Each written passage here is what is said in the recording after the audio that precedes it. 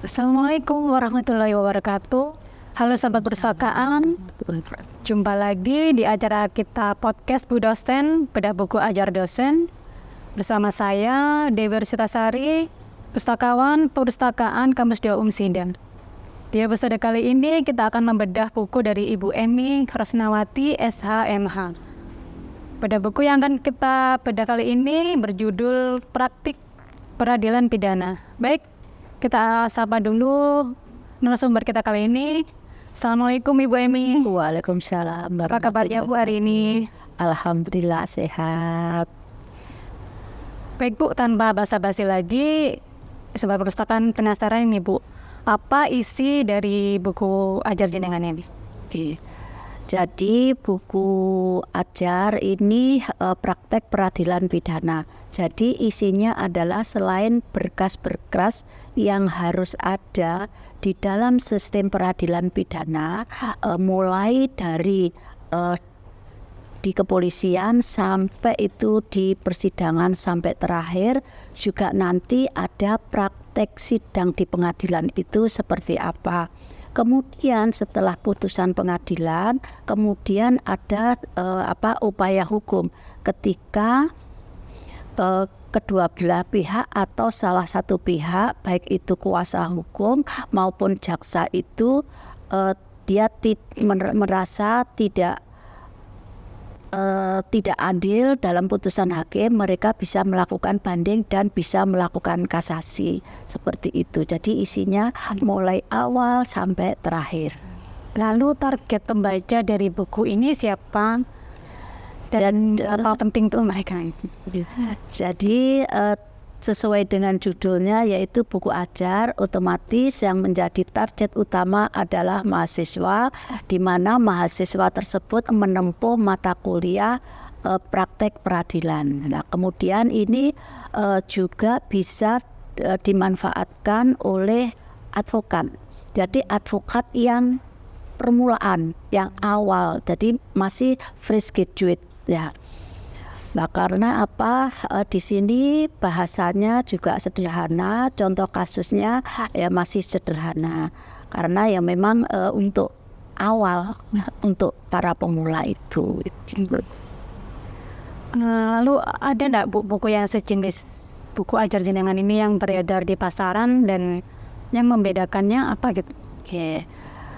Jadi kalau buku di pasaran itu kalau saya baca itu ada walaupun tidak banyak. Nah, kemudian perbedaan dengan buku saya adalah buku saya ini lebih lengkap, kemudian juga lebih unik. Kenapa dikatakan lebih lengkap? Jadi kalau saya lihat itu di buku yang lain itu dia mencomot kasusnya itu kasus yang berbeda-beda, sehingga untuk pemula ini susah untuk mencerna. Nah, tapi kalau buku saya ini kan hanya satu kasus saja. Jadi misalkan kasus penganiayaan. Jadi dari kasus penganiayaan ini dibuat BAP-nya nanti seperti apa, dakwaannya seperti apa, tuntutannya juga seperti apa. Jadi sangat-sangat mudah dipahami untuk pemula.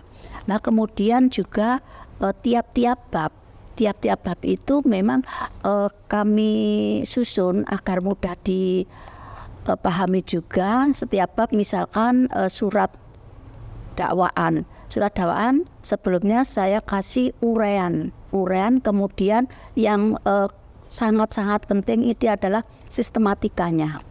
Jadi sistematikanya baru contoh surat dakwaan itu. Karena apa? Kalau sistematikanya tidak ada, kita tahu kalau orang hukum kemudian ada salah satu unsurnya itu tidak dipenuhi, maka surat itu akan batal demi hukum.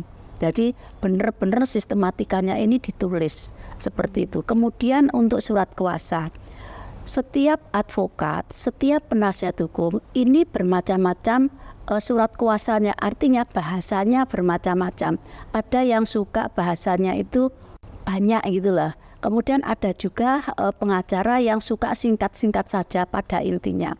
Lah, ini nanti unsur-unsur yang harus dipenuhi itu ada, walaupun dibuat secara bahasa yang singkat maupun dibuat bahasa yang lebih banyak tadi. Jadi unsurnya harus terpenuhi seperti itu. Soalnya tadi seperti yang saya jelaskan, ketika tidak jelas maka bisa batal demi hukum. Gitu. Kemudian berikutnya, ya ini tadi dibahas secara walaupun buku ini sederhana tetapi lengkap seperti itu, Mbak. Tidak seperti buku yang lainnya. Jadi misalkan ada ketika jaksa maupun penuntut umum itu kan merasa tidak adil putusan pengadilan. Di buku lain hanya disebutkan ada upaya banding dan kasasi misalkan. Kemudian contoh memori banding, memori kasasi. Tetapi di situ tidak disebutkan bagaimana prosedur untuk melakukan banding maupun kasasi itu. Masih bingung. Tetapi kalau membaca buku ini mereka sudah paham. Seperti itu, Mbak. Lalu apa hal yang menarik dari buku ini supaya dapat ketahui dari pembaca? Ya, jadi hal yang menarik itu adalah ya tadi bahasanya walaupun bahasa sederhana, kemudian pembahasannya seperti sederhana tetapi sudah mencakup dokumen keseluruhan itu tadi. Nah yang terakhir nih Bu ya, kira-kira rencana ke depan jenengan untuk buku ini terhadap fenomena yang ada gimana? Ya. Jadi seperti saya sampaikan tadi bahwa ini bukunya adalah buku dasar.